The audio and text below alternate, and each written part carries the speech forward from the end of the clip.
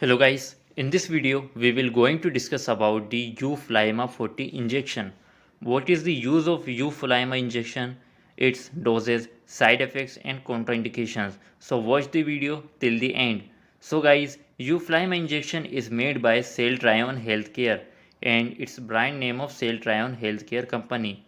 Yuflyma injection contains adalimumab in the strength of 40 mg by 0.8 ml and it's a pre-filled pen of adalimumab which inject subcutaneously and the price of Yuflyma injection. Now let us see the use of this injection. So guys, adalimumab is a monoclonal antibody which is used for treating the autoimmune disease such as rheumatoid arthritis, psoriatic arthritis, ankylosing spondylitis, Crohn disease and ulcerative colitis, plaque psoriasis, hidradenitis suppurativa, uveitis, and juvenile idiopathic arthritis. These are the diseases in which adalimumab is used for treatment.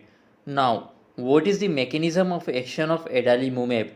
So guys, adalimumab specifically targets and blocks TNF-alpha, which contribute to the inflammation that causes the abscesses, inflammatory nodules, and draining fistulas in HS.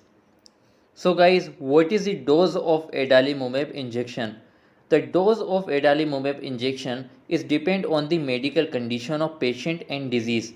This injection is given subcutaneously in a thigh, stomach, shoulder or other subcutaneous route, and the recommended dose of adalimumab for adult patient with rheumatoid arthritis, psoriatic arthritis or ankylosing spondylitis is 40 mg administered at every other week.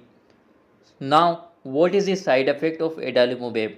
The side effect of adalimumab is pain, swelling, redness or itchy skin where your injection was given, mild nose, throat or sinus infection, headache, stomach pain, feeling for being sick muscles or bone pain.